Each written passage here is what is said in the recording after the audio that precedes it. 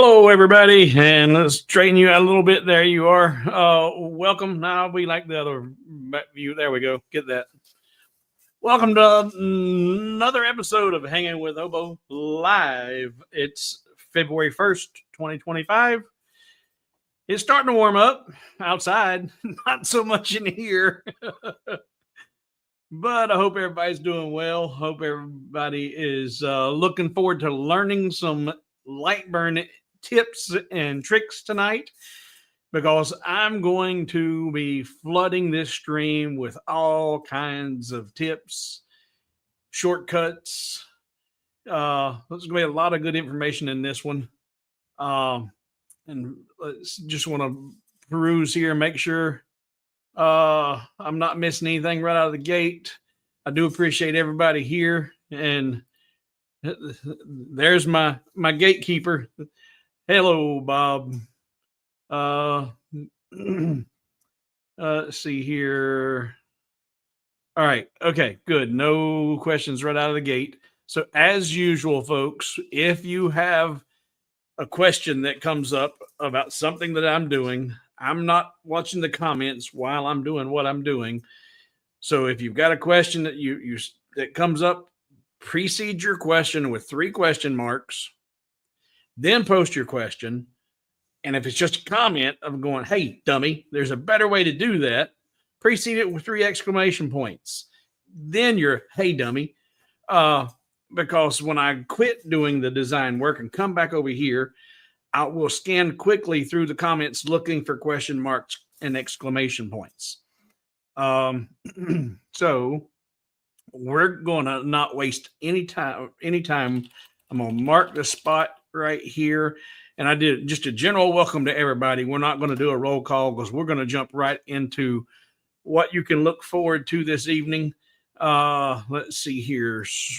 Actually, you know what? We're going to go over here to Lightburn, and I'm going to come up here. So the teaser with the thumbnail was about the geometric shapes. And for my patrons, it's not the geographic shapes. It is the geometric shapes, and how you can create these rather quickly in Lightburn. And just to show you an example of one of these real quick, I'm just going to do one without explaining to you what I'm doing and just show you how fast this can be done. All right. And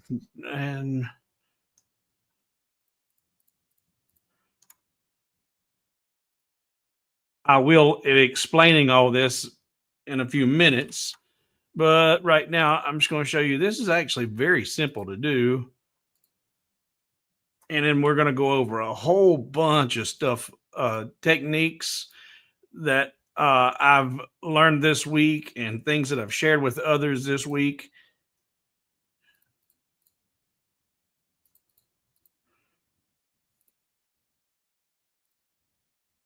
And that quick. Oh, I didn't say okay, dummy. 4 of them. 4 of them. There we go. And say okay.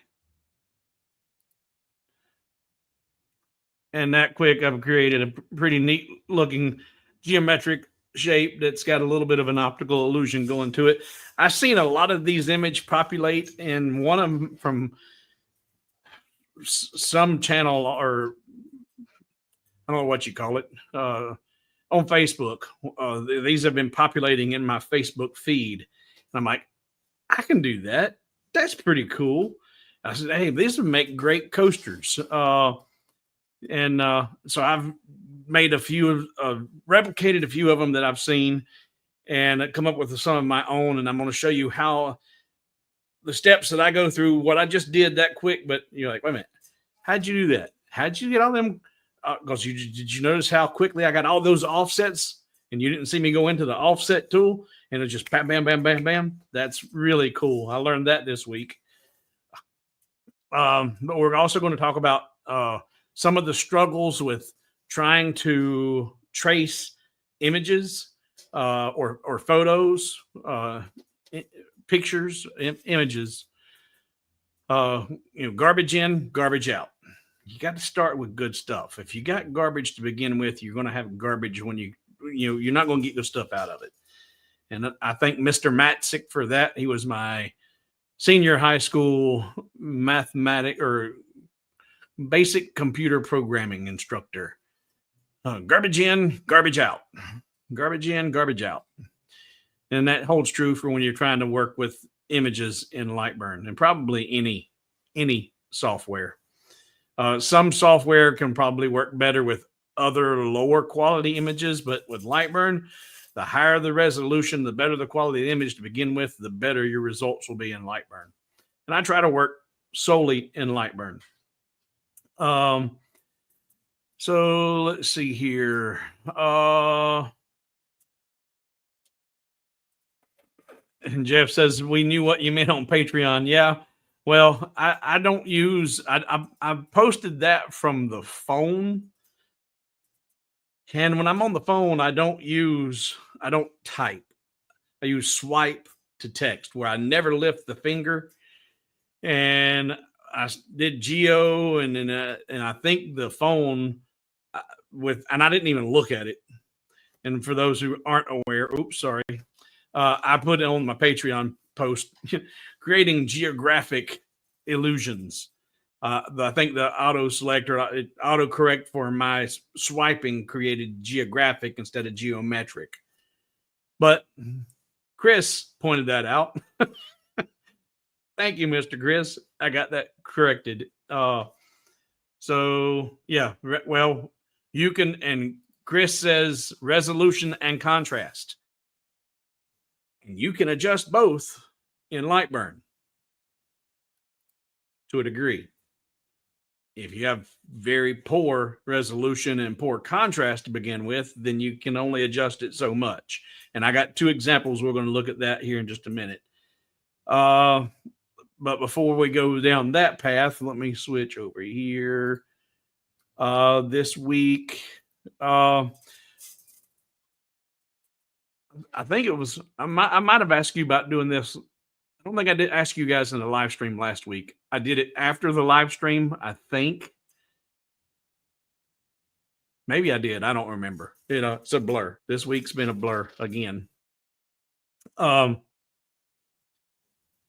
the Lightburn array tool, I talked about how they've got the random orientation.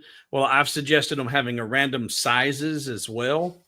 And a few of you have gone over to the Lightburn forum website and voted it up, but only 26 of you have voted for this. We've got 85 of you in the stream right now. So if you didn't see me talking about that last week, I'm going to explain it in a little bit of detail. In the array tool, when you're creating an array, you can have it automatically do random orientation with your shapes so that they're not all, it looks more organic. But I was wanting to create a star field the other day, where you had different sizes and it creates more depth and more, you can have better, in my opinion, a better looking image. And I said, man, it'd be really cool if there was just either a minimum and maximum. So when you're putting in the array, you've got your size, your shape selected, and you're telling it all the information in the array tool you want it to do. You want it to, shift by half, and you want to do this and this kind of spacing, and then the random orientation. But now add to that the ability to say a minimum and maximum size.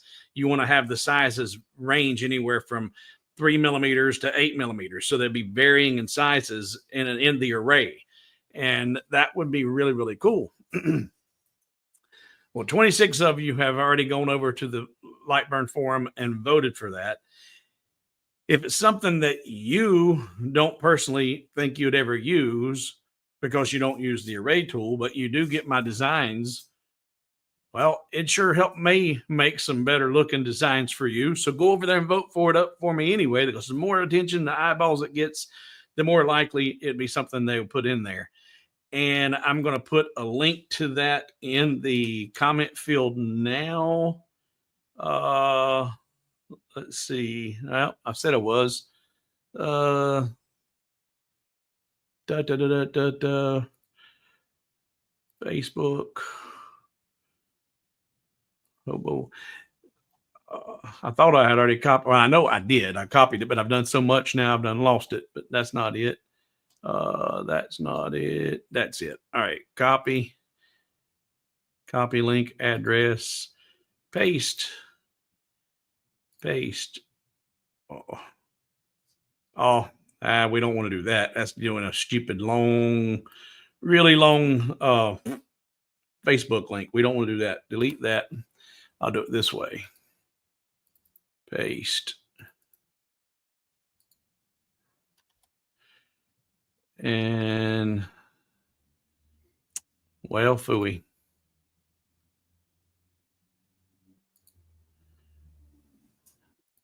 There it is. Durr.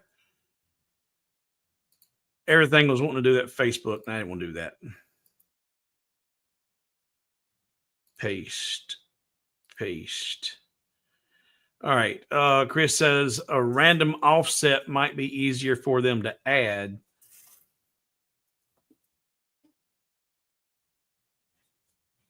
I don't know why they couldn't do either or both.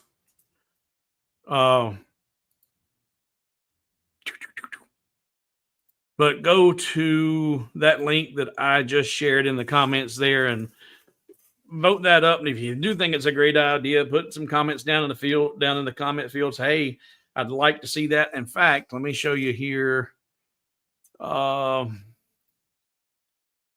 Paste. I need to go there. Switch. If you go to that page to vote for it, you have to click on that little triangle right above the 20. What's the 29 now? Every time someone votes for it, that number will increase. Just commenting on it will not vote for it. You have to click on that triangle to vote it up. So let's get that voted up and get their attention with that. I finished the box for the crystal, for the lighted crystals. In fact, this is really neat. I found everything, got all the stuff together, and there it is with the red and this is, of course, the LEDs that'll do the it'll strobe, get brighter and dimmer and change different colors. I've got the pucks with the post with the file for that, and it's a real simple piece. I did make this one out of the 3mm Baltic birch.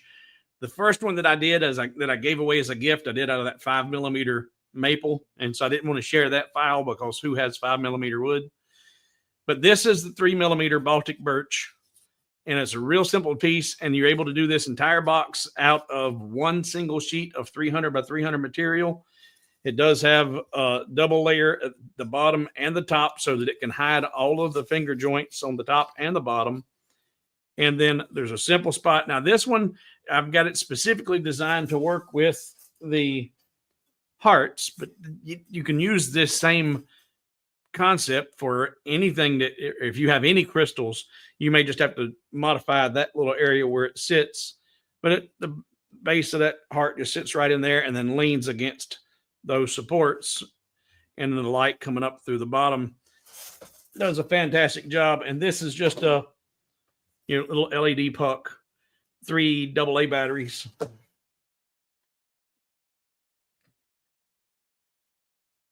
And that just sits right over it. And you place your crystal on top, and she illuminates and looks pretty cool. So I've got that file on hobowithwood.com. And in addition to that file, there's a link on that page to these pucks. These are the pucks that I'm using. And if you don't use this link, be careful if you're buying multiples, because there are some manufacturers out there who will sell you 4 pucks, 4 LED pucks, and 1 remote that controls all 4 of them, which is cool if you want to control all 4 with 1 remote. But if you're going to be making these and selling them individually, you need to have a remote for each puck. And that link is 4 lights and 4 remotes. So that takes care of that. Oh, and then someone asked me about sending them these hearts to Canada. And I do not have any international shipping turned on my website because of the expense. And I was emailed direct and said, hey, would you do that? I'm happy to pay the freight. I said, well, give me a zip. Let me quote you on it and see what you think. And this right here, guys, is why I'm not bothering with international shipping. Now, these crystal hearts, if you go on to Amazon and try and find them on Amazon, you're going to pay anywhere from $35 to $40 and up to $60 a piece for some of the crystal hearts. I'm selling them for 10 a piece. And so even with 10 a piece plus the freight, you're still saving money compared to what you can get them on Amazon, if you can find them on Amazon. But here is the pricing calculator. I ship these in 11 by 8.5 by 5.5. I ship them in this box right here. And it can cost me on an average, like I just shipped these to Oklahoma, and it cost me about $20 in freight to ship them to Oklahoma. The same package going to Canada using the 11 by 8.5 by 5.5 is $62. $62 versus $20. So I quoted him to $60 in freight, and he changed his mind. He didn't need them that bad. But even with the $60, and he was buying 10 of them, getting 1 free, even if he'd have bought 11 of them on Amazon, he wouldn't have got them that cheap, including the freight that he'd had to pay to get them from me. So takes care of those 2 windows. Bye-bye. That can go bye-bye. All right, now let's look at some of these images real quick. I was emailed 2 images this week and asked me to help them create a file for Lightburn. One of them was pretty good quality. Well, just take a look. So let's go over to Lightburn. And we'll come down here. So these were the 2 images that I was emailed. Now, this one looks like, okay, it's not too bad. And this one is looks like a digital scan. In fact, it was a PDF of, it looks like the high school newspaper or something. And you can see all the folds and the dirt and the wear and tear in the paper and how rough it looks. And they wanted to get an engravable image from this. Now, between the two, which do you think is going to give me the best traceable image between the 2?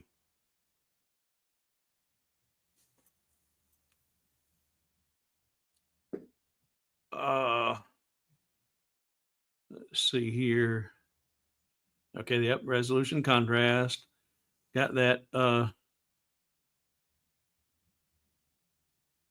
And here's a long question. No question marks.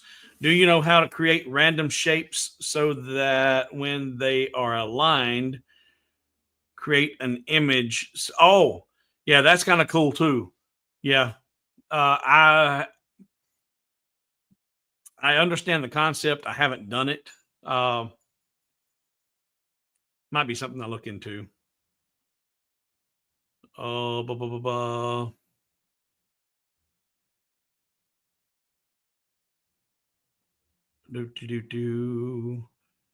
guessing Larry says I was number 30. He the 30th person to vote it up, I'm guessing.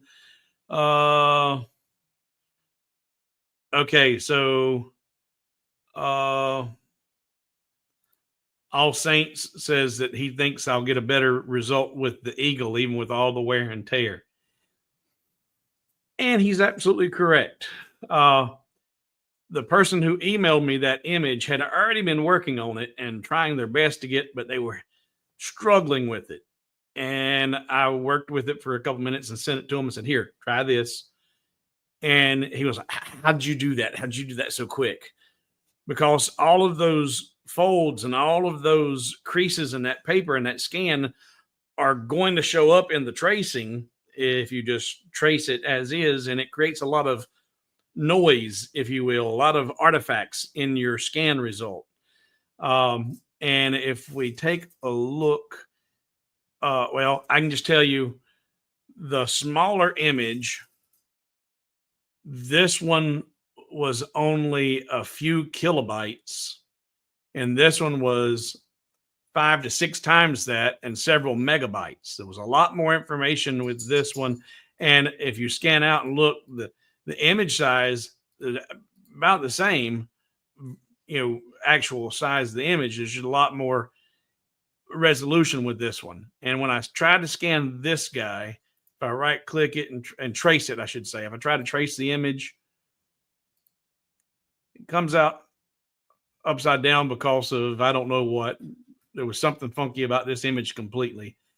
But you get some halfway decent results, but because it's hard to get this contrast any better, and you can adjust the image and increase your contrast, and that helps some. And you can help get a trace that way, and you can change the brightness of your image. We got to get a hold of it. There we go. And but the problem is now when I bring that up, you can see the wings, I guess, like that you don't see very well in here. And if you're not crazy, or if you're not careful, you can wash them out completely. But it was really, really tough to get a lot of or a good result from this image. But it was a low quality image to begin with. But this guy, if I come over here to adjust image, and this is what a lot of people aren't aware of when working with trace and images. As Chris said, resolution and not just resolution, but contrast. Contrast is huge. And you can increase the resolution and you can increase the contrast, and playing with the gamma, all of this in this image will make you have better results. So here is the before, and here's what and again, go back there. To get there, I'm right clicking and adjust image. And this is your before and this is your after. So if you can see all of the folds in the paper. If I increase my contrast, as I start to increase the contrast, I can clean up all of that. In fact, I just max the contrast completely out. Now, if I start playing with the gamma on it, if I bring the gamma all the way up, that cleans up a lot of that image. And then the brightness, do I take it down, or the brightness ain't, once I've increased the gamma and the contrast on there, the brightness ain't making a whole lot of difference. There, you don't want to go that way. So I'm taking her all the way down to get. And now right down here in this bottom corner, DPI, your dots per inch. Now 318 is about your max resolution from most of your diode scanners. If you really want to try and get as much detail from this image as possible, bump that DPI up to 500 while you're adjusting this image. So I'm going to go from 318 DPI to 500 DPI and tell it, okay. Now that just changed that considerably. But now I want to show you another trick before I trace this out. If I only want to get this crest, I don't need all of this border around here, because that's all that can consider. There's still noise right here that I don't need, and I don't want it. I'm going to come down here and select my toolpath, and I'm going to come up here and I'm going to draw a rectangle. Oh, come on. Got to get your rectangle tool. And I'm going to start right here, and I'm going to draw a rectangle that will encompass that entire crest. And I'm going to bring it right here. You see how it just disappeared? That's because the image is the bottom layer. If I select that toolpath over here and bring that down, there we go. Now you can see your toolpath. That'll bring the toolpath on top of that image. Now I'm going to go back to my selector tool, and I'm going to right click on that toolpath and convert it to a path. Now that will give me some nodes. And I'm going to come over here and I'm going to insert a node right here. And I'm going to bring it over there. And I'm going to bring this one up to here. I'll insert one with the letter I, bring it over there. And we'll do another one just for heck of it. And now that I've got that toolpath tight around that logo, that seal, that eagle, whatever, I'll select the image, hold my shift button and select that toolpath, then right click, apply mask, and that applies a mask to the whole thing. Then I can right click. Right now, if I do, it's not flattened or it's not applied to that image. You can see the outline of the image is still there. So if I move that around, if I move that around, you can see the rest of that image is still there. So I'm going to put that back to make that a flat piece or flatten the image. Right click one more time and flatten image mask. And now that's all I got. That's all I have to work with. I've gotten rid of a whole bunch of the randomness and all of the external pieces that I don't need. And now I can right click and trace this image and look at all the nice detail that's there. There's a little bit of stuff to clean up, but not a whole lot. And then also another tip, before you start spending a whole lot of time trying to clean up a lot of the noise or if you're worried about making sure lines are perfectly straight and not a little bit of wiggles in them from the tracing, before you start editing all of the lines, size it. Put it to the size that you're going to be doing the engraving. Because if you're going to be engraving this on only on a 1 inch or 1.5 inch piece, then a 1 1/4 inch line that's got a little bit of squiggles in it, you ain't going to see that. You're not going to notice it, and it's irrelevant. So clean up the obvious pieces like this. We come over here and look, those guys need to go away. And the way you can clean that up is you can say, okay, we like that. And now as soon as you say, okay, everything is grouped. So ungroup it. Once it's ungrouped, then you can start selecting those pieces you don't want and deleting them. And then also, let's see how big this is right now. Right now it is 5 inches. So let's put it down to aspect ratio locked. The height is the tallest. Let's put it 1.5 inches. So if that's 1.5 inches tall, all that needs to go bye-bye. But there's a whole lot in here with doing it at this size. There's a lot of little pieces in here that we don't need. It's just extra work. So there's a tool in Lightburn that will allow you to, once you've got it sized to where you want it, and you see this little bitty dot over here, it's like, I don't need that. And by it being gone, it's not going to lose any of its detail. There is a tool in Lightburn that allows you to select that shape and all shapes that size and smaller, and then just delete them in one swoop. So with that ungrouped, I'm going to come in here and say, this guy right here, select that guy. And up here in edit, select all shapes. Select shapes smaller than selected. And then hit delete. and that'll clean up a whole lot of those that are gone now. We still got some right here that needs to go because he was bigger. That one's bigger. And there's some oddball things going over here. And these lines were a result of the folds in the paper. Well, it's ungrouped, so you can go to your node editing tool now and just select all those and hit the letter D for delete and get rid of that plug looking thing. There we go.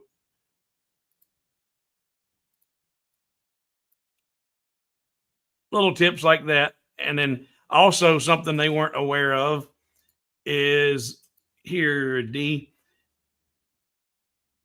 I can select that right there, grab every bit of that, and just drag those nodes up to where it overlaps that.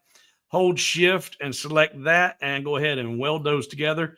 And that makes that. And I want to attach that one to the lower one. So I'm going to grab that and bring it down and hold shift and select that and weld them together. Oh, I did a subtract. That one's not a weld because of the way it's internalized. And if I zoom out, you can see this whole great big piece is all the way out here. And that little piece that I drug down, that's actually inside that piece.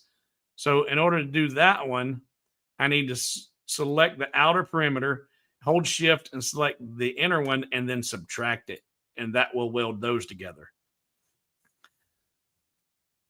So there's some tips on adjusting the images, how to clean up some of your noise, size your image to your engravable size that you're going to work with it, and then start cleaning it up. Because if you have it blown up and you're looking at it on a 300 by 300 image, you're going to see a whole bunch of trash that you need to get rid of that would be completely irrelevant whenever you shrink it down to a 1-inch piece or 1.5-inch piece.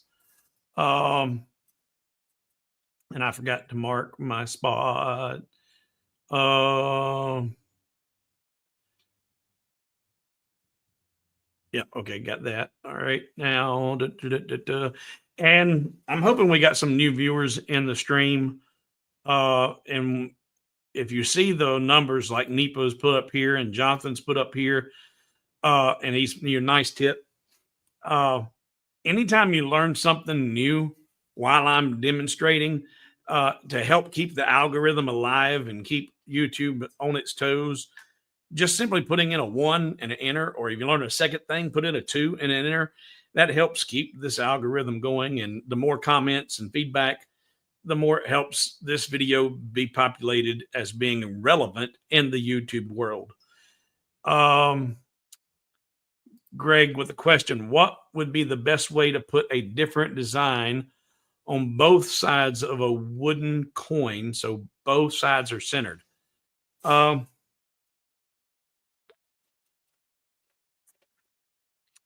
Off topic, but easy in quotes. First thing is you need to make sure you're putting the coin in the same place. Because if you're engraving one side of the coin, then you need to flip and cut the other side and engrave the other side of the coin.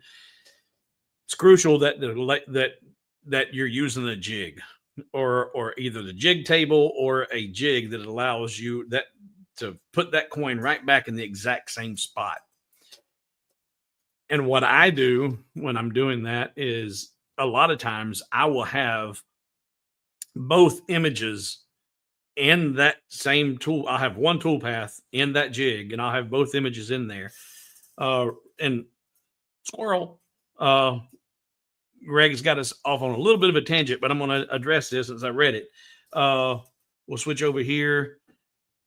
And what I'm saying is if I've got a coin, there's my tool path, and I've got two shapes that I need to put in this coin. One on the front, and it's centered up. And then I've got another shape that's going to go on the back, and it's centered up. I've got that coin in a jig on my laser, so that placement of that coin is going to be precise and be in the exact same spot. I'll have these two shapes either I can either do several different ways. There's centered up. I can put that temporarily on a tool path and then select just that image and send it to the job and engrave it. And then when I'm ready to do the other, flip the coin, put that one on a tool path, and then put that one back onto the engraved layer and send that job. And that way the coin never moved. It got flipped, but it's in the exact same position on my laser, and nothing changed. So the orientation, but another tip, the further you stay away from the edge of your coin, the easier it is to hide if it's just a little bit off center. If you try to go all the way out to the edges of your coin or your shape, even it doesn't have to be round. It can even be rectangular or square. If you try to go to the edge of your shape, the more it's off center, the more obvious it is. And I'm trying to grab two examples here. And slate coasters are some of the toughest things in the world. And I did not follow my own advice. I was trying to fill these coasters up. And these two, and if you've done enough slate, you know the top surface edges are irregular because of the way they chip away the edges of the slate. So I was trying to center the images in the flat area of the unchipped edges. And when you look at it up close, you can see that's what it is. But when I show this to you, that's actually going to be all off center. It's closer on this side than it is on this side. And this one, same way. It was a little bit off center because and it's obvious to me because I tried to make it too big. If I would have done it at 3/4 that size, it wouldn't have been as noticeable. So there's a couple of suggestions for that. To fix challenging image issues for tracing, you really need to learn how to fix it. Yeah, we don't talk about image editors here. We talk about Lightburn. Yes, you can get better results if you go to an image processor. If you're going to learn a new software, and if you're going to be doing tons and tons of images, and you really want, then yeah, there are better tools. Lightburn is not the best tool out there for processing images. You can get a good result with it if you start with a good quality image. But I'm in no way paid by Lightburn. They did comp me my license, so I guess technically, that was a payment. But other than that, I'm not compensated from Lightburn in any way.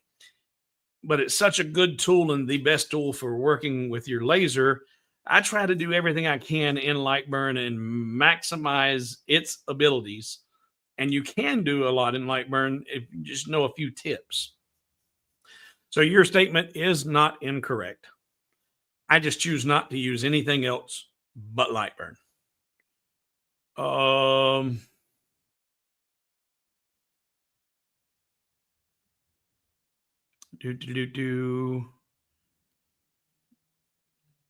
Lots of ones and twos. There's a 3. That's great. That's good. Oh, wow. Look there. Daryl's got 1, 2, 3, 4, 5. All right. Love it. And we ain't even started to learn anything yet. Wait till we start designing. I'm just going through these tips on a few things that I've gone through this week. And I've got one more that I'm going to show you that is going to be a potentially huge time saver for some of your engravings. And also it's going to open the door to possibilities with your designs. So, and then we're going to jump into doing the geographic stuff, or the geometric stuff. I was going to do it as a joke and I did it on purpose. Dare. Let's see here.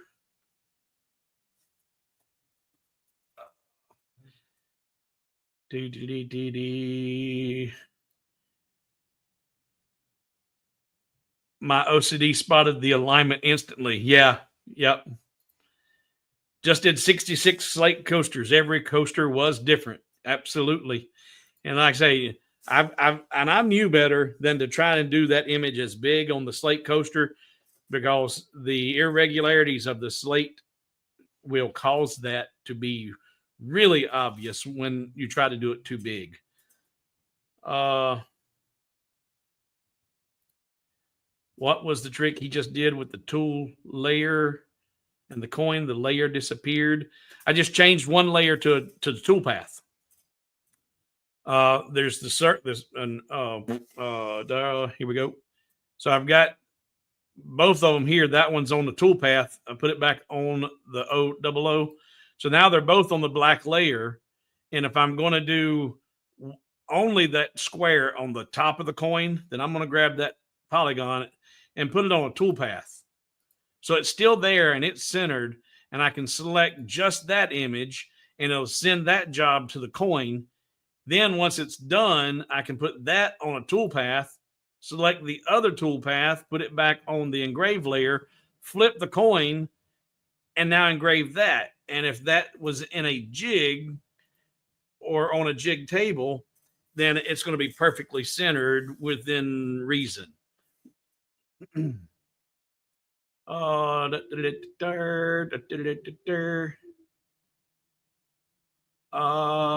Question mark. How do you increase going on image? Okay, I don't follow that. Don't reword it or finish the question. How do you increase going on image?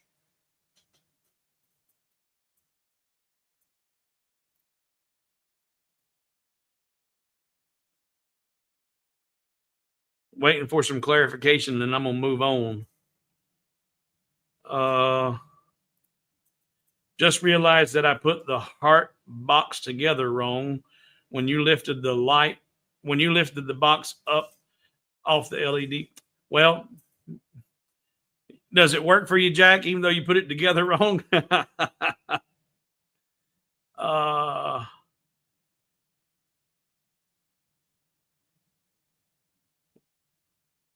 Waiting to see if it's free. It's going to clarify. Does anybody understand what she's asking there? How do you increase resolution? Okay, how do you increase the resolution of the image in Lightburn? Let's go over here. Import, downloads, import, open. All right, switch. So here was my original image that was emailed to me. And if I look at this, if I go into adjust image, you've got all that. You can adjust your contrast, brightness, gamma, but right down here, your DPI, that's your resolution. Right now it's at 498. And actually, I guess that's not the original. That might be one I've already messed with, because originally it was only around 318, and I increased that to 500. You could increase that to 1,000 if you wanted to, but your computer's processing ability and Lightburn's capability, I think it really kind of maxes out or tops out. It's not much, doesn't do you much good to go higher than 500 DPI. But by increasing that, dots per inch, that helps give you a whole lot more information when it comes to tracing all that out.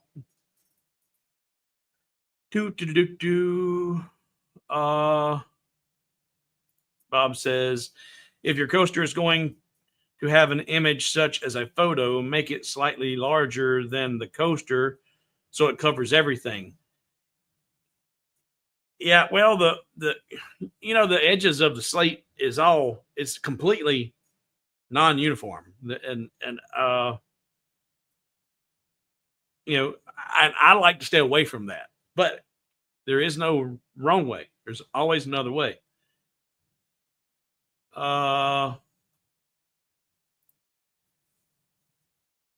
Can I up my DPI? Yes. well, not on the actual Falcon. Uh, that's controlled by the control board, I guess, or the laser's capabilities. But in Lightburn, you can do what I just did. Uh, Mine does not show that like it. Well, are you looking at an image? If you have simply drawn a circle or a square, or you created something in Lightburn and then went over there and tried to adjust it, you're not going to be able to see your DPI, I don't think, because, or you may not. If you're actually looking at an actual photo, oh, forget it, found it. Have them moments too. All right, so now I'm gonna mark this spot, and now I'm gonna show you some really something that I did trying to be creative with this design.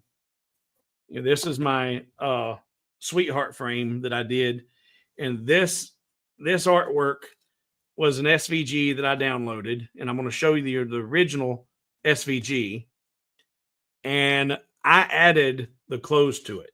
I added the shoes and the dress and the shirt for the fella. But that changed the way it was perceived, the actual image, by some folks. And once it was pointed out to me, I seen it too. I'm like, okay, yeah, I understand how that could be interpreted that way. And yes and no, but I had a fix for it. And by doing this, it actually saved quite a bit of time on the engraving. So the question that I had was, they liked the artwork, but they were like, can you change the skin tone? And I'm like, well, it's actually a silhouette. I said, because you see the hair and the bun and all that. And I said, I said that being a silhouette, and then they pointed out, well, if it's silhouette, then how come you see the actual clothes and the colors of the clothes? So now it's not a silhouette. I'm like, okay, all right, I got you. So this is what I did for that.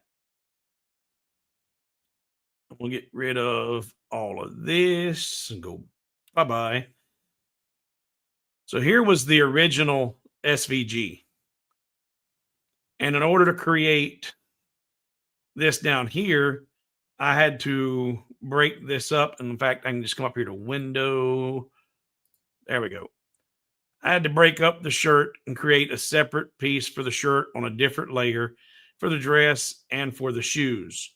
And then with those being on their own individual layer, I was able to assign it different scan angles and lines per inch and get a different result other than just a solid black engraving. Smooth. All right. And then I paint the inside of those balloons red.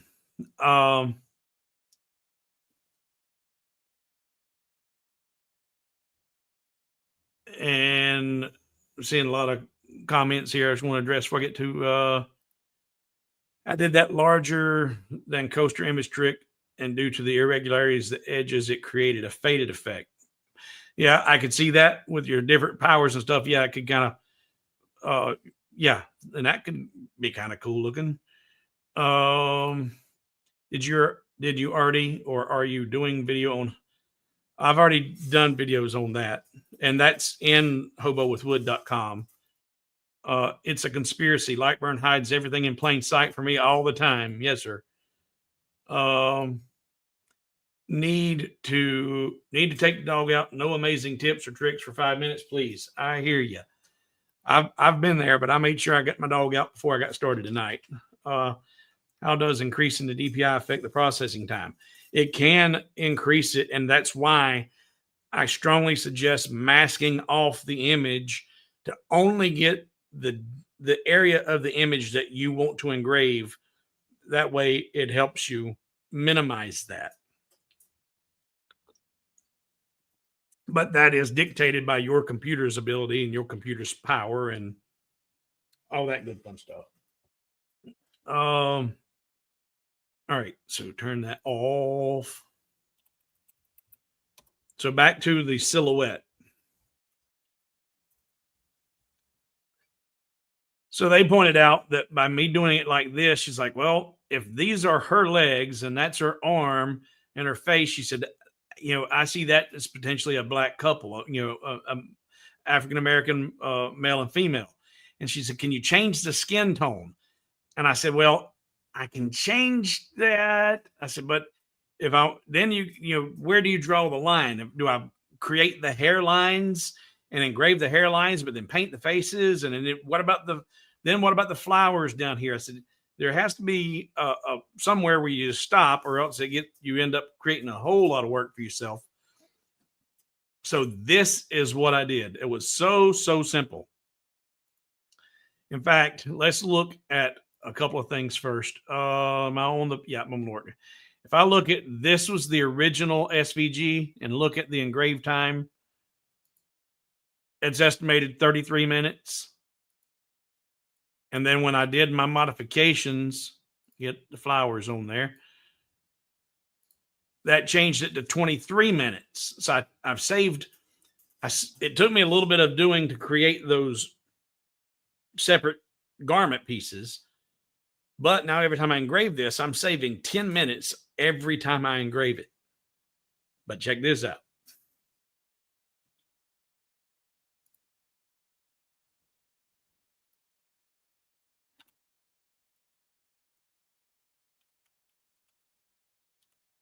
To save even more time and to give her the result that she wanted, I want to ungroup all that. Now I can grab the head, hold my shift button, select the hands, select her legs, her arm, and her head.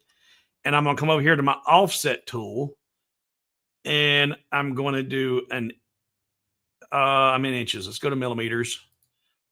Offset inward 0.2 and say okay.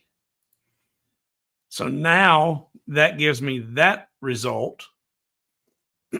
And I can leave that the natural wood color, or I can use my paint pens to give the skin tone whatever color I want. And I could even use my paint pens to draw in a hairline if I wanted to. And here we were at 23 minutes. Yeah, 23:20. Going over, there we go. 23:20 got reduced to 17. So I saved another 6 minutes per job by doing it that way. And then this one was 33, I think. Yep, 33. And the same thing here. If I just wanted to save time on the engraving, just select that entire silhouette and do that inward offset of a 0.20. Do not delete your original. Use, I suggest round on here just to keep it a nice even contour, and say, okay. And now that goes from 33 minutes. Well, that one didn't save a whole lot of time. It's 31 minutes. But if I wanted to do it that way, I would actually use my offset fill. And this would be the quickest way to do this. You have to be careful with offset fill. You have to understand what offset fill does, or else you can get a unique or unwanted result from offset fill. First, you need to know what your spot size is with your laser to try and maximize a total fill with an offset fill. So you can create a little bit of an overlap when you do this, or else you'll get a bunch of lines with offset fill. But here, with that in a regular fill mode, it's saying, wait a minute, I didn't get both of those. Something ain't right. There. 13 minutes. There we go. I knew there. I didn't have everything right. But there, that cut up from 33 to 13. But watch this. If I put this on a layer that I'm not using right now. We'll use this pink layer, and I'm gonna put it in offset fill. And I'm gonna look at the lines per inch. Now on the Rolly, they advertise a 0.08, give or take, on your spot size. And in order to have a little bit of an overlap, I'm going to go even smaller than that with my settings. So here, this line interval is a 0.1. I'm going to take it to a 0.06 line interval and say, okay. And am I on offset? Yep. And now when I look at that, 1 minute. 1 minute and 16 seconds to do that. Now, if you zoom in tight, now you can see how you start to see those individual lines.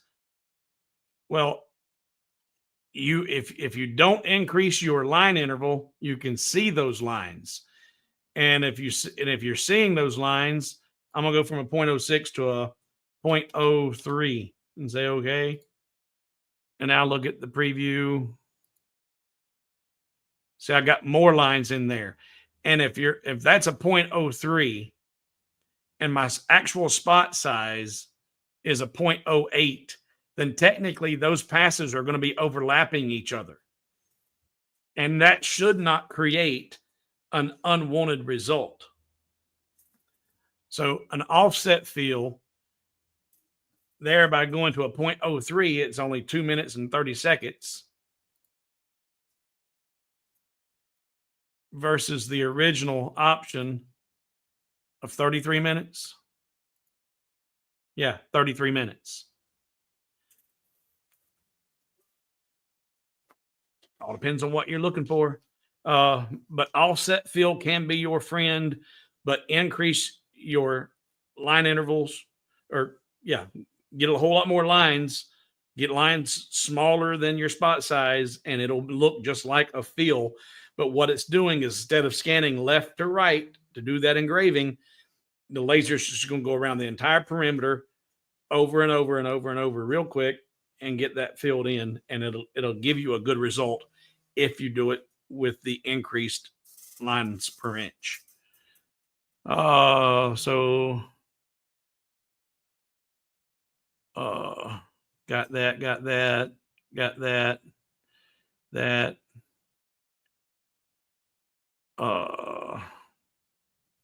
Craig says, couldn't you do a 0 offset, then put it on the same layer? I'm not sure what you're referring to at this point, Craig. 0 offset is just going to be a duplication.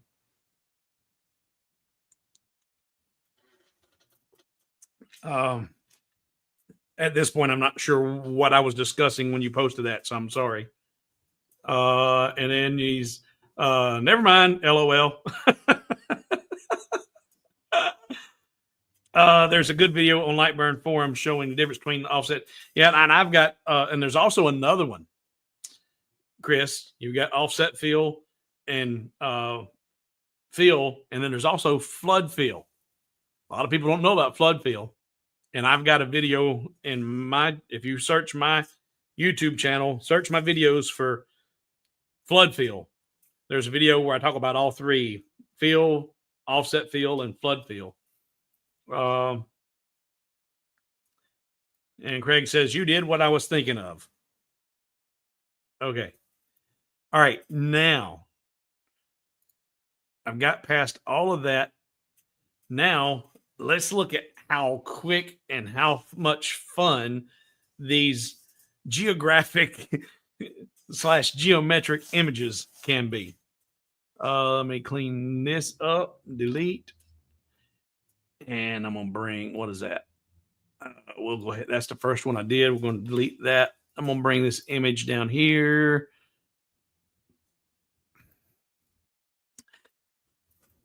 And there are a few basic concepts when you're doing these that you need to understand in Lightburn, that some of the beginners are still wrapping their mind around, and Probably, maybe they're not aware of it. Maybe they are grasping it. But when you take two objects and they're overlapping and they're on the same layer, then that's when you can create a negative or a void in your engraving. And that's how you can get different shapes. You're actually putting multiple shapes of the on the same layer overlapping each other to create different images. Um, and that's how I'm going to be getting these offsetting, engrave, not engrave, engrave. Every time it overlaps, it switches from being engraved to not engraved. Um, so let me mark this spot and switch. So as I said, these were not my original artwork. All four of these were in my Facebook feed, and I don't know what they were there for. I don't know if you've seen the Magic Eye art out there. Well, I like those, and I'll watch them and I'll study them and I'll look at them until I see them. And Facebook, their own algorithm notices what you look at, what you don't. Well, apparently now they're populating my feed with different pieces of art. And I thought these were really, really cool. And I thought those are going to be easy to recreate in Lightburn. And they could be really cool for doing coasters, slate coasters, or any kind of square coasters. And I said, all right, what's it going to take to make these? Can't be too difficult. So let's start with that first one I did, and I'll explain it. I already did it once, but I'm going to explain what I'm doing, why I'm doing what I do, when I do what I do. So I start with the rectangle tool, and using the shift button, draw out a perfect square. Let's put it on our black layer. And then I'm going to tell it with my aspect ratio locked, I'm going to tell it to be 10 millimeters. Now I've got a 10 millimeter square. Now, there is a reason I do it. There's always another way. In fact, this was only after I designed this shape half a dozen or more times did I start doing it this way. Originally, I'd start out kind of big and work my way down. And then but the edits that I need to make on the outer perimeter, that caused me to have to do more steps. When I started big and worked down, I had more work to do out here than if I worked inside out. And here's why. If I create this right here with the rectangle tool, making it a perfect square, that is a shape. It is not a path. So if I look at my note, in fact, let's put it in line mode, wireframe. There we go. If I try to go to node editing, there are no nodes because it's not a path. So I would have to right click and then, change it to a path, but I don't need to do all that. This is going to be my inside. I'm going to create an offset of this. And this is something I learned this week. And a lot of you guys are going to, if you use your offset tool and if you'd like to make layered designs are simple because you're just creating a different offset of your original. And watch this neat trick. So initially I started out selecting that, go to my offset tool, and I'm going to do an outward offset. I want to do corners because I'm working with squares, and I want to do a 5 millimeter offset. I do not want to delete my original and say, okay.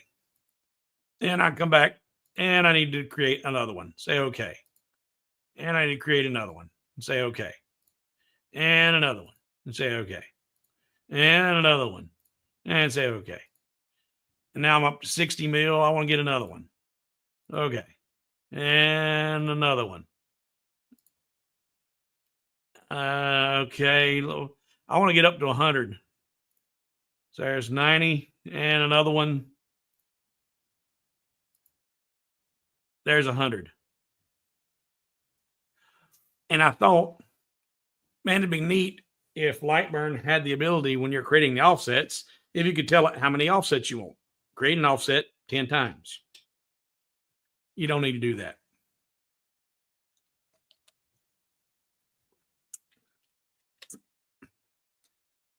Keyboard shortcut. Keyboard shortcut. If I go back here and I'm going to delete all these and delete this one, I've got my original square here. I'm going to come over here to my offset tool, 5 mil outward, say okay. Now I'm going to come back over here to my offset tool and I'm going to click on it. And look at that.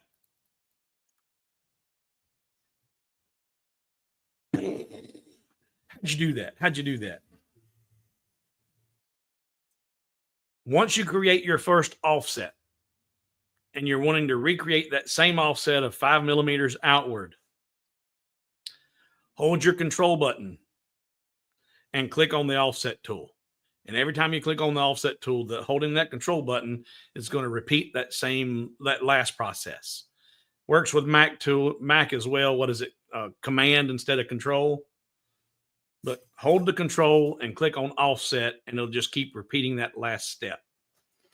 And I use multiple offsets a lot, and I hate repetition. So having the one of the first modifications I had implemented in Lightburn was having them add the apply button in the resize slots and shape, or the resize slots and selection tool, because before you'd resize slot width and say okay, and it'd close. You have to go back in. Resize tab height, okay, and you'd have to go back in. Resize your slot depth. Now you can click on apply and just keep modifying. I did that. Well, here I thought, man, they need to do this. No, they don't. You use the keyboard shortcut. Hold the control and or command, and then just click on that offset tool, and it'll just replicate that offset over and over and over and over. Ain't that cool? And I see a bunch of 5s and 6s, and I love it. I love it. And you know what? I appreciate Chris being here. I appreciate every one of you being here. But Chris kind of tunes in and watches from Australia. And what time is it right now for you, Chris? It's 10 p.m. Eastern Standard Time for me. And he's down, I think he's in Western Australia. So about what, 10-hour, 12-hour difference? But he's here and he's in the stream, and I love this. Where's my mouse? There it is. Chris says that's a giant one for me. All right, no, so it's 11 in the morning for him. 11 in the morning, so that's actually good. That's not too shabby. Coming up on middle of the day. Yes, about almost a 12-hour difference. But whenever I can surprise Chris with something, I feel like, hey, I found something.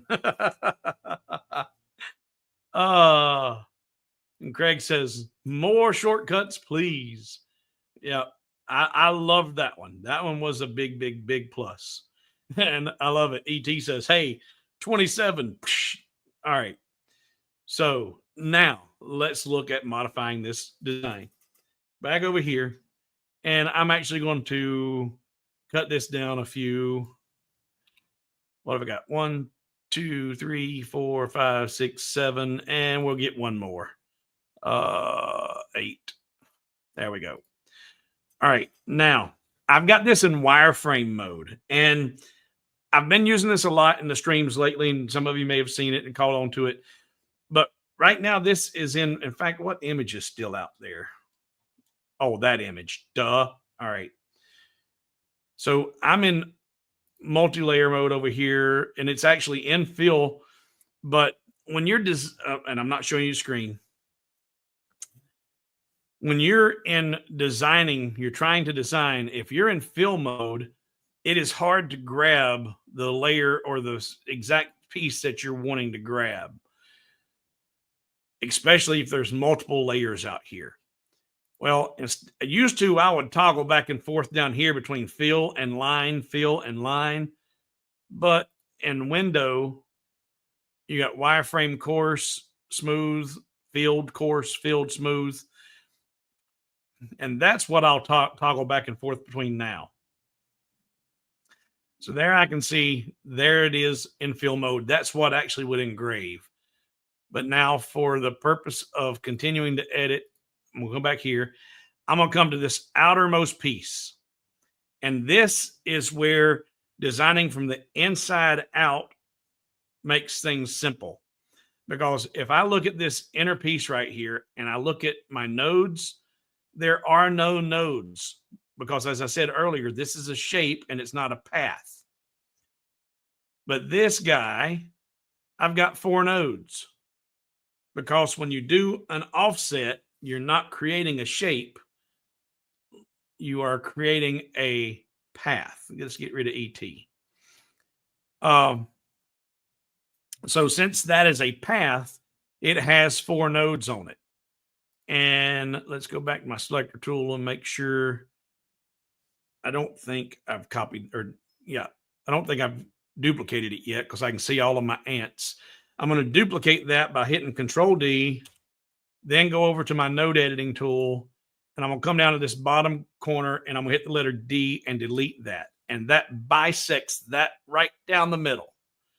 Now, when I look at that in fill mode, I get that where it's, because this shape right here the one that I duplicated and then eliminated a node on, that's actually a triangle that's sitting there. If I move that triangle, you see, there it is. So that triangle causes it to be alternating engrave, not engrave, engrave, not engrave, engrave, not engrave. And so that quick and that easy, I was able to create that shape. And because you have that little bit of a, it's not really an illusion, but that variance in that design, once you now go into your grid array, and most of you have used your grid array before, but I would challenge to say that the majority of you watching have not used the mirror features in the grid array. And that's how you can create some really spectacular arrays using these geometric shapes like this. Because I've created one image right here. I've got that real quick was 8 squares, duplicated the outer one and eliminated one node. And now I've got that funky looking thing. And if I create 4 columns, oops, I've got just a triangle selected. Got to get the whole thing. There you go. Grid array. And I get 4 columns, and you can put in the number 4 and 4 rows. You get that right there. Now, that looks kind of cool in and of itself, because there, if you look, you got straight lines going down through here, and then you've got straight lines going across. But then if you look, okay, well, that's kind of funky.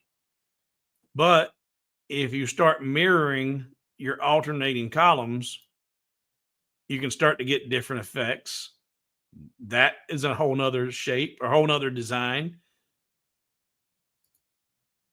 There you start to have, okay, there's 1, 2, 3, 4, 5, 6, 7, 8, 9. And this could be one of those, how many squares do you see? Well, there was 4 by 4, 16 to begin with. And then those 16 plus those 4 is 20, plus those 4 is 24, 25. There's 25 squares or more in here now after switching them, rotating them around that way. And that's pretty cool. Or you can mirror it like that. Let's take that off. That gives you a different inversion of the same that you just had. And let's see, if you mirror all of them, you get that dark path running through there and a lighter path. You could actually, if you were wanting to do kind of a theme on your coasters where you've created that one basic shape and then just change how you mirror those up, you could have 4 unique coasters, unique designs. You only created one piece just the way you mirrored them out.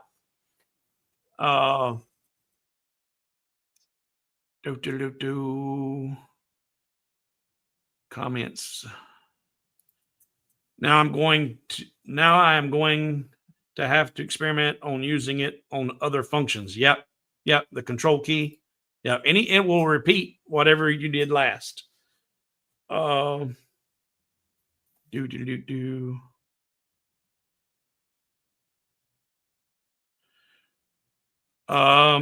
is actually, in fact, I've shared this before, and I'll share it for you right now. In fact, it's kind of funny.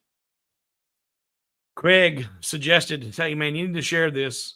And I said, "I have shared it. I've shared it a few times, but here, Jer's asking about the shortcuts, the hotkey shortcuts, and if you go."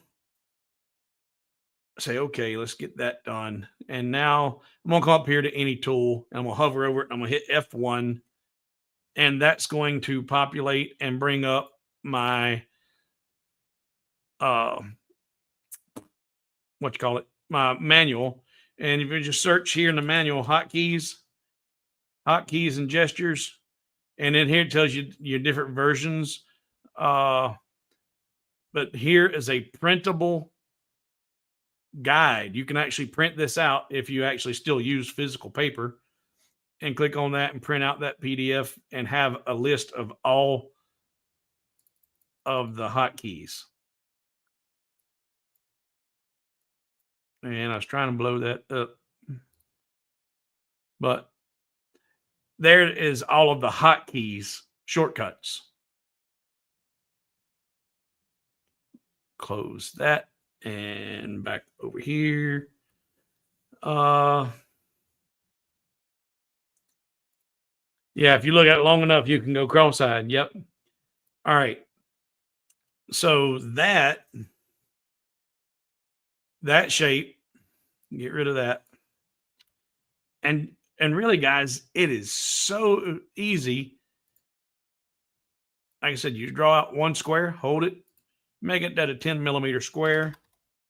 And now I'm going to do an offset outward, hold my control button, say, okay, hold my control button and click on the offset tool. I got 1, 2 already on 3, 4, 5, 6, 7, 8. And then I'm going to just select that outer one and duplicate it, Control D, duplicate it, go into node editing, delete that node in the corner by hitting the letter D, then selector tool, select the entire thing, grid array on 4 and 4. And there you got that fast. I mean, it's not hard to do and play with your mirrors to get different results. Now, that was done by, and this one was done using the same concept. I just did fewer of them and left, instead of putting the filled corner. In fact, let me just show you that too, because you can get a different result this way. 10 millimeter offset. Okay, hold my control button. 1, 2, 3, 4, 5, 6, and say, and actually that one, that when I release it, that one is the outermost that was just created. Hold Control D and duplicate it. Go to your node editing tool, and instead of deleting that inner corner, I'm going to delete the outer corner. And when you do your array, it'll give you a different result. Oh, got just a triangle again. Get that whole thing.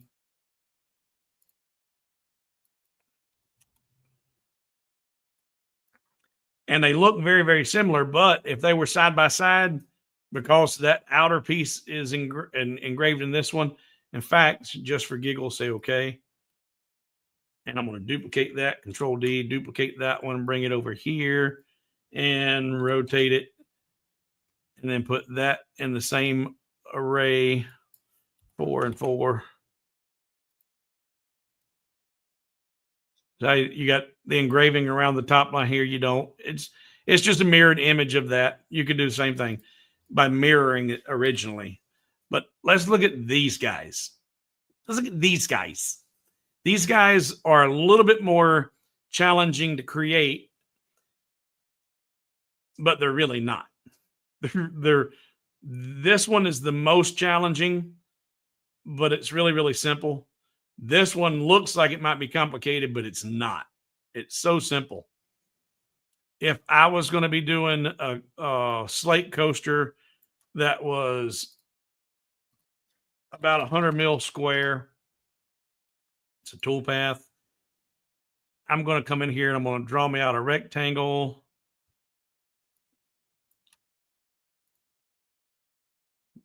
Or a square rather, not a rectangle, 10 mil. Put it in the center of that. Put it on the black engrave.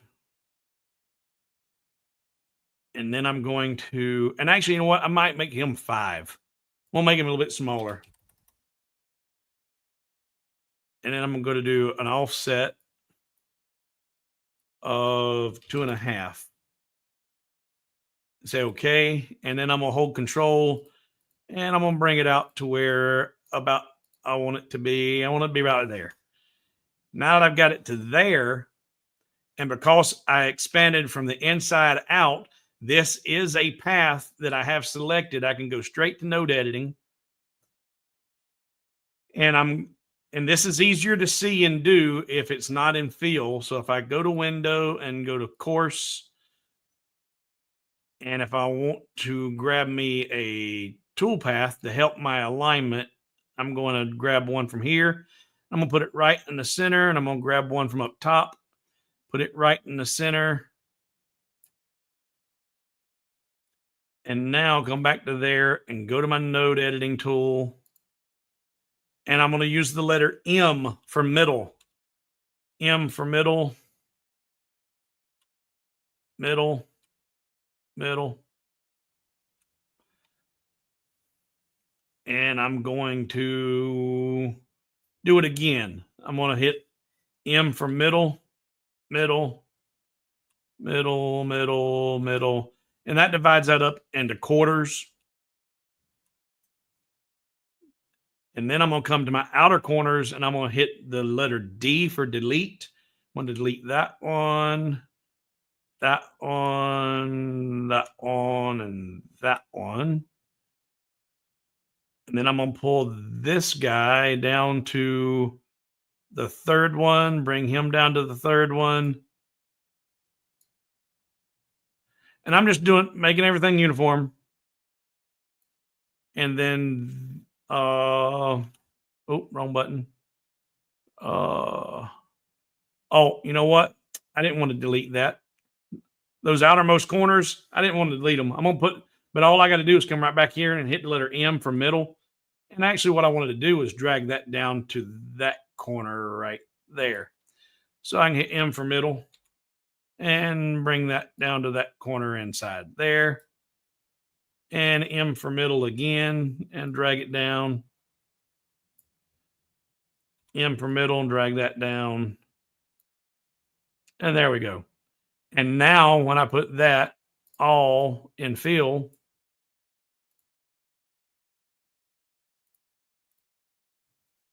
it creates those alternating engraved and not engraved areas, because that is one solid piece over those solid squares.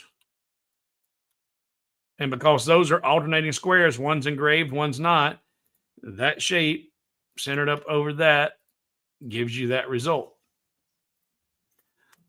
So by layering different shapes on the same layer causes that offsetting, engrave, not engraved, not engraved, and you get a pretty cool look.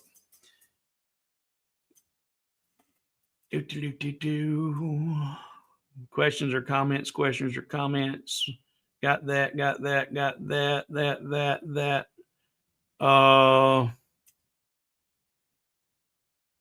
Okay. Now I'm going to show you one, because not all of you do slate coasters, and a lot of you prefer round coasters, and you're doing cork or you're doing some of the wooden coasters. So, what about a circular geometric shape and one that you can? And actually, you know what?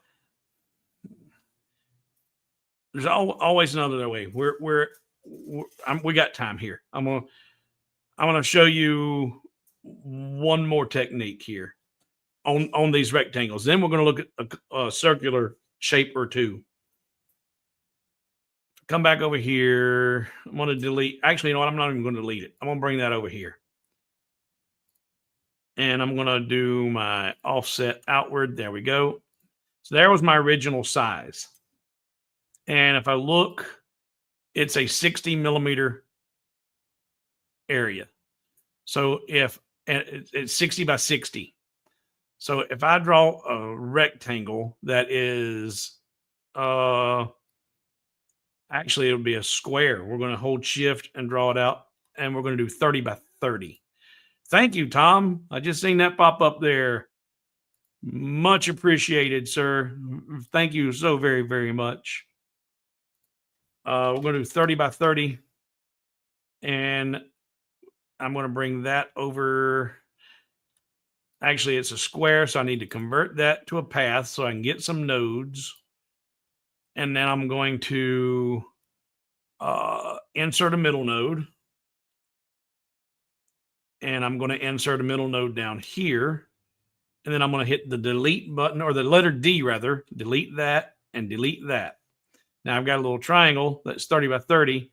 That's selected. If I select the outermost and tell it to align to the top and the center, and then I select, oh, come on, got to get just that one.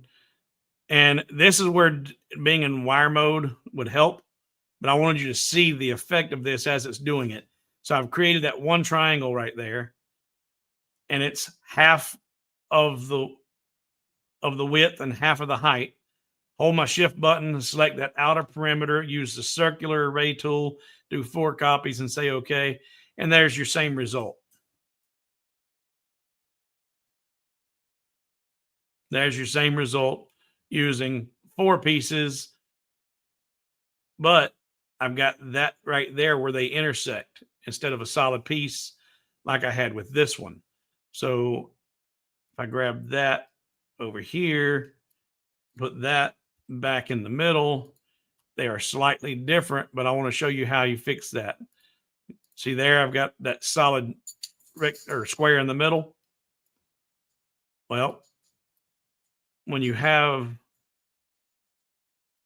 this result and you want that to be, what happened there? Undo. I don't know what I did. Oh, well. Oh, because I put it in the wrong place. That, hold shift and center it there. I want that area solid. Then what I need to do is I've selected that square. I'm going to duplicate that square, Control D, duplicate it.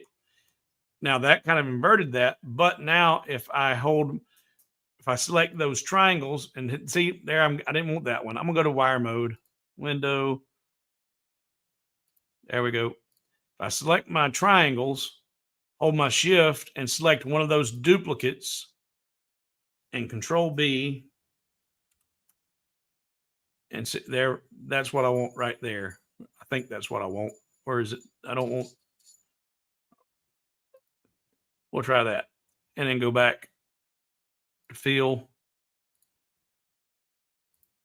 But I give you a solid block in there instead of, and that's a little bit different than even that one.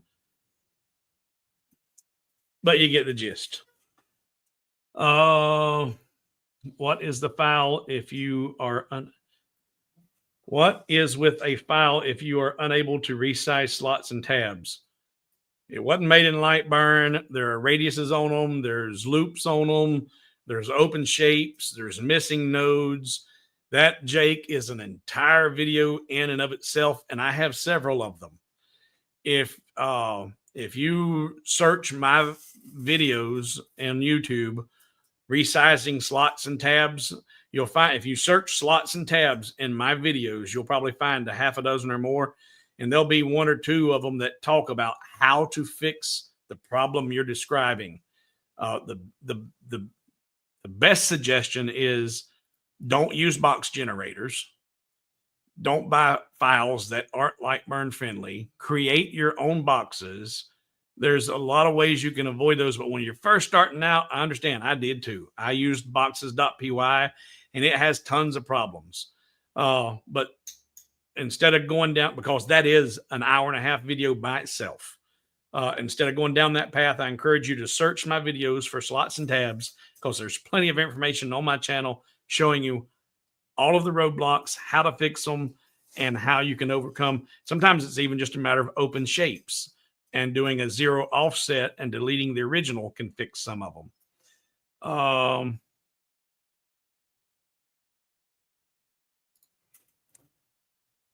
am going to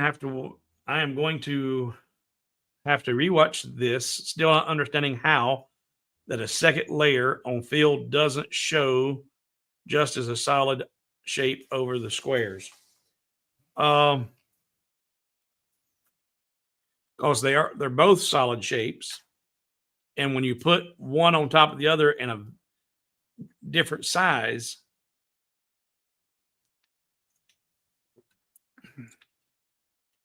it creates a negative or a void that doesn't get engraved. And this demonstration might help you. And I want to get into some circular geometric shapes, but let's see if this little simple trick might help you. I'm going to draw out a square, and that is a solid square. If I sent that to the laser right now to cut that out, then that's going to be a solid square that would cut out and lay out and pick that up, and it'd be a square coaster if I want it to be. But if I wanted to cut out just a frame, and if I was to create a second piece around that and center those up and even group them and send that to the laser, then that's going to cut out, and I can pick up that solid piece right there and lay that over to the side. It'd be a frame, right? Well, if that's actually an engraving, that's one a solid piece, and then that other one's a solid piece. That's how you would create that frame. And if I come back in here and I put a circle in here, it's going to engrave that circle right there, as long as it's in that void. But if I put that circle over that other piece and it's on the same layer, well, the laser or Lightburn interprets that as don't engrave that area. It's going to engrave all of the circle and all of that frame. But then when I move that and they overlap, as soon as they overlap each other, the laser is going to stop engraving that area.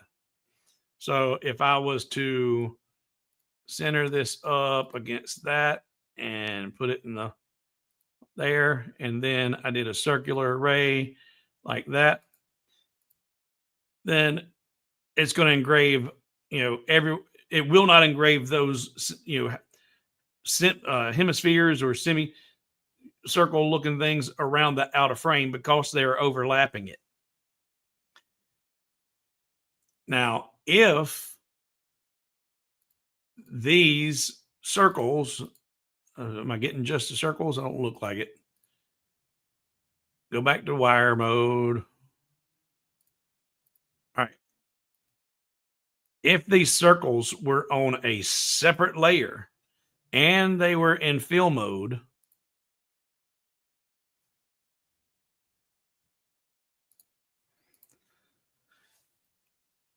if you have the black layer in fill and the blue layer in fill, and they were set at different power and speed settings, and this was barely engraved, and this was heavily engraved, this area where the blue overlaps the black would get engraved twice, because the black area would engrave it lightly, and then the blue area would heavily engrave it. So then you would get a double engraving. So in order to not have a double engraving right there, then you would actually need to subtract that area from the black layer, so it only burned the blue layer, that area, one time. And you would do that by making sure that these are grouped. And now that those are grouped, I'm going to duplicate this, because once you use it as a cutting tool, it'll disappear. So I've got the frame, hold my shift and select one of those duplications and subtract it. Put that back on the black layer. Now, when I put that in fill, it looks exactly the same, but because I subtracted that area, when I move, you see it's not there. It's only going to engrave that area one time where that blue's at. But if they were on the same layer, all of it's on the black layer, and you don't cut that out, it's going to tell it not to engrave wherever they overlap. Hopefully that helps clear that up a little bit. Hopefully. All right. Now let's look at some circular pieces, and we're going to wrap this up. All right. Maybe I'll try to answer a question or two, but numbers are already starting to dwindle. All right. Let's get rid of this guy. Let's say you want to do a circular geometric shape. Start with a circle, and I'm going to do it 2 inches, so 50.4 mil. And I'm going to put it in line mode temporarily. I'm going to duplicate that. And if I select that duplicate right there in the center and draw it right up to the center right there, then hold my shift button and select that and use a circular array.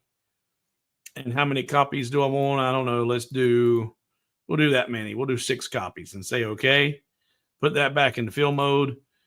And now you're starting to get a little bit of a floral shape or floral design. Let's go back to,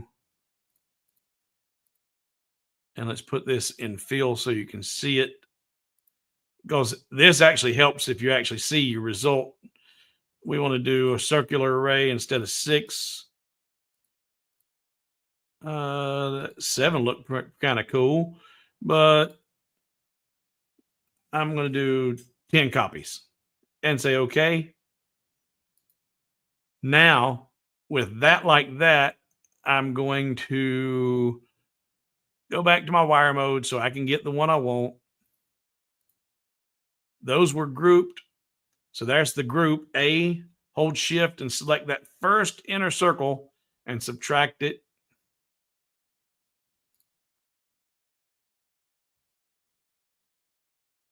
And actually, before I do that, I'm actually going to duplicate that. Control D, duplicate it. And I'm going to make it 45 or 46 mil. And now A, subtract the original.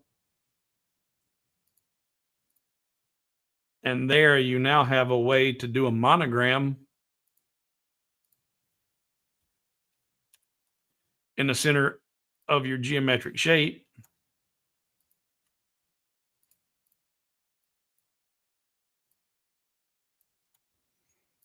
And make some monogram coasters and put that in fill.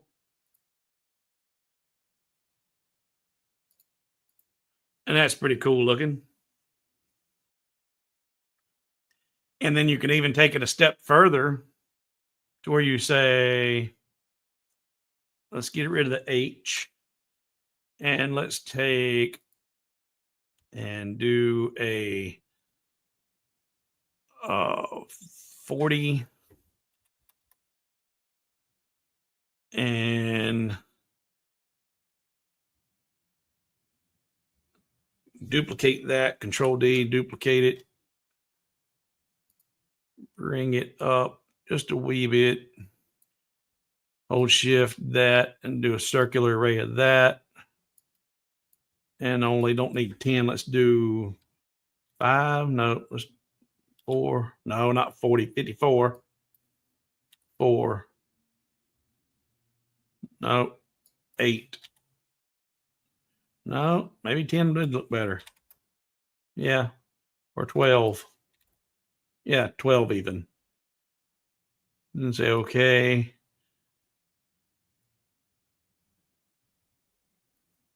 And that's 47. Oh, missed one. That's okay. I'm going to bring it down to 45. And you could put some kind of shape like that in there and then put your monogram in the middle of that. But the array tool can really create some really cool things, and you can get some really neat coasters. And if you use additional layers, like, okay, let's get rid of this guy right here. And if this, say, we'll duplicate that, and we're just going to reduce it just a little bit to where it's a ring in the middle, and then put your monogram in here or your artwork, whatever you want it to be, go away. And if this is, let's just say make it a perfect 100 by 100. And then if you did, and this was one coaster, then you could take and draw out a perfect circle like that and do another coaster to where it would be the inverse of that first image. In fact, Control D, duplicate that, bring it down here.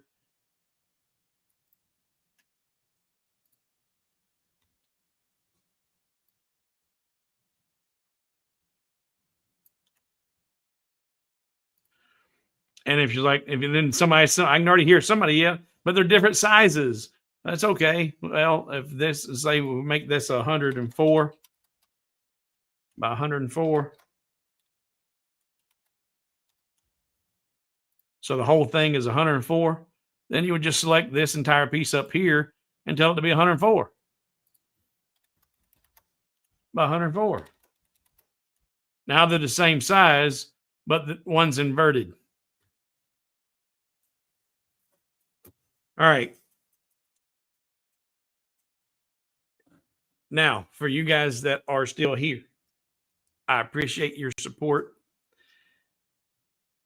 And anybody who has a t-shirt that's due to them, they are being printed.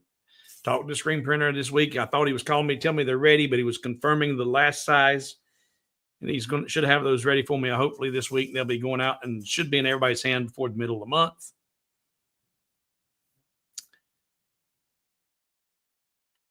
And I'm trying to think if there's anything else. I thought there was, but it's not coming. Anybody else? I see a lot of the regulars are bailing on us. Craig, I appreciate your support. And Craig sent me a gift this week, and I greatly appreciate it. Let me scroll up and see if I missed any questions from my last mark. I don't want to bail on anybody that I didn't answer a question. There's Chris's comment about experimenting.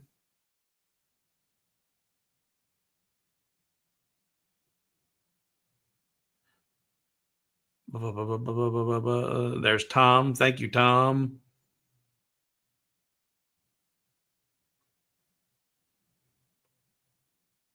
Nope. Don't see any missed questions. Kilroy. Thank you. Thank you very much. Greatly appreciated. Every little bit helps. I greatly appreciate it. I really do. Sincerely. Any last questions before we bail?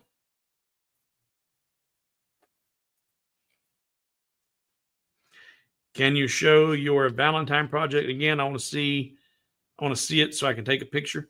Yeah.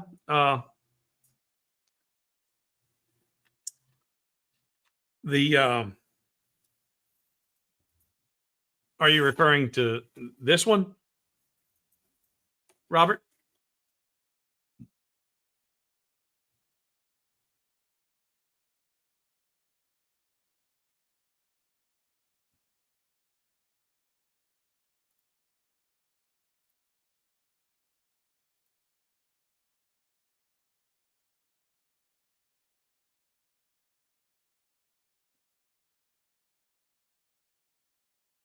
Robert, if that's the one you're talking about, you don't have to take a picture. If you go over to the Hobo with Wood site, hobowithwood.com, sweetheart frame, I've got it here, and I've got the black and white photos here.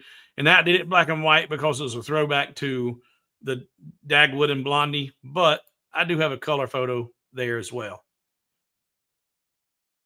So there's your color image, and you can scroll down, and I think, yeah, there it is. And I painted it using these paint pens.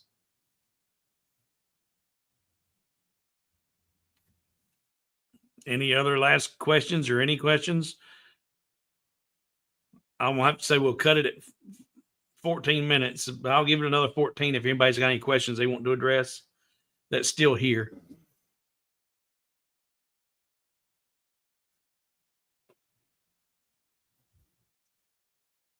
Oh, just waiting in case there's a slow typer.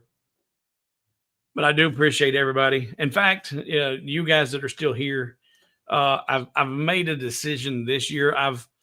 Uh, I've been a little bit, not I've been a little bit. I've been extremely slack about my uh, my tithing and my remittance, and that's because simply because due to my own personal experiences, I do not attend church. I don't go to church. I don't go to a local house of worship. I've just I've got a real good relationship with the Lord, and I feel like I know where I'm going when I leave here. I don't need to go into a particular house of worship in order to maintain that. I can do that and keep my own countenance and my own studies. But you are supposed to give your 10%. So this year, for the year 2025, I have elected to do my tithing to the Billy Graham Good Samaritan Foundation. I didn't want to do United Way or Shriners or any of that other stuff because you hear too many horror stories of, 10% of your donation actually gets to where it needs to go. So I called Samaritan's Purse and I talked with them about how they handle their donations and how much of it goes to administration fees and how much of it gets to the actual, desired end user or needer, person in need. And they have multiple ways and places you can support. You can support international things. You can support just a trip to Haiti, or you can support this or that. But there is one on their page. If you support U.S. or domestic or emergency relief fund, 100% of your donation goes to those causes. So Western North Carolina, if I donated $1,000, then $1,000 is going to Western North Carolina or to the wildfires of California. And it tells you on the site, if you select, I'm going to do, South Africa or Haiti or Colombia, then there might be 15% taken out for fees and administration or travel, whatever. So I'm going to be doing a U.S. disaster relief for the year of 2025. So any monies you guys spend on hobowithwood.com, I greatly appreciate it. But now also know that 10% of everything you spend, either in donations here during the stream, bought through the live stream, or bought through the website Hobo with Wood, and or patrons, and or anything that I get from 10% of all of my revenue will be going to emergency disaster relief in the U.S. for 2025. So if that maybe that encourages you, say, you know what, okay, I will feel like now I'm gonna go over and be gold on Patreon. I'll get all his files for free. giving him $20, but I know that $2 of that is going to Samaritan's purse. No, I don't know. Maybe it'll influence you. Maybe it won't.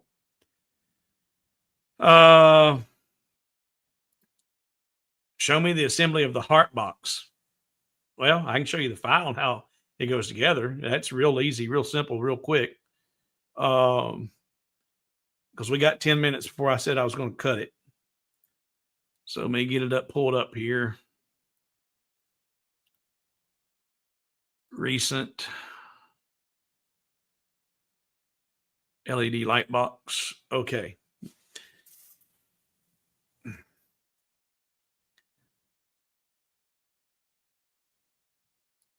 These are your vertical supports that snap into those 2 slots. These are the vertical 8 supports that go around the base. They snap into these slots this is the top layer. This is the bottom layer, and they actually just slide into this one. Here they're inserted. Here they slide into it. And grab my physical box. So when you look at the bottom, you can see the tabs inside there because they're not in a slot. They're just pushed in. But when we look at the top inside there, they go into those slots internally. So that tab, the top of that is inserted in here. The bottom of it slides into that corner. Then this piece, grab it all. Oh, undo. Group it so I can move it. Then this top piece, these rectangular tabs need to line up so they overlap those on the lower base, because your vertical supports have got to come through there, and that will cover up that top and clean up the top. And then this one goes over the bottom to cover up those. So your top, nice and clean. Bottom, nice and clean, with the tabs pushed in and the tabs inserted in the top. Does that clear it up for you, Jack?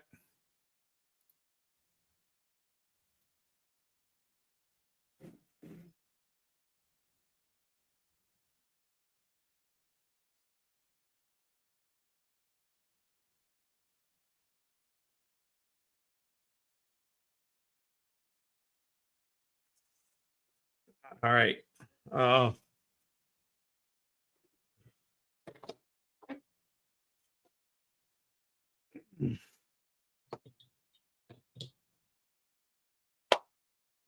Okay, good. Excellent. And Kevin says, I actually feel the same way. Not a regular churchgoer, but I believe my space above is reserved for the way I live and treat others. Yeah. Well, you do need to believe in the Lord Jesus Christ, and that his blood has cleansed you and saved you from, and rescued you, rinsed away your sins, and I say that, but I also, there's a lot about different religions where, even with, the Islam, the Quran and the Bible, they have a whole lot of stuff that overlaps each other. But and the reason I don't get along with a lot of churches is because I do believe in the New Testament, is almost supersedes a lot of the stuff from the Old Testament. And there was before Jesus came to earth and died for our sins on the cross, then God was a vengeful God, and Jesus was asked, what do I need? Or he was asked, a man asked him, what do I need to do to get into heaven? And Jesus told him, said, you do 2 things. You need to do 2 things to get into heaven. Love thy neighbor as thyself, and put no other God before me. And that sums it all up. And where a lot of people, they get hung up in the old law and the Old Testament, and I thou shalt not kill. Jesus didn't say that, but if you love thy neighbor as thyself, you ain't gonna kill him. Thou shalt not covet thy neighbor's wife. Jesus didn't say that, but if you love thy neighbor as thyself, then you ain't gonna lust after his wife. You know, it two things: love thy neighbor as thyself, and put no other God before me. And then you should have the golden ticket. So, all right, yeah, ET. Unfortunately, not everybody, at least not in my neighborhood, believes that way. Like I said, there's a whole lot of the Southern Pentecostal that still holds on to Moses' law. And like I said, just Moses' law, the 10 Commandments, they are wrapped up in that first statement that Jesus said, "Love thy neighbor as thyself." That pretty much covers all of Moses' law from the 10 Commandments. So anyway, guys, I thank each and every one of you for being here, and I greatly appreciate your support. And Jack, I seen that, but I was on a roll there and didn't get. Thank you. Bless you, sir. Thank you very, very much. Greatly appreciated. And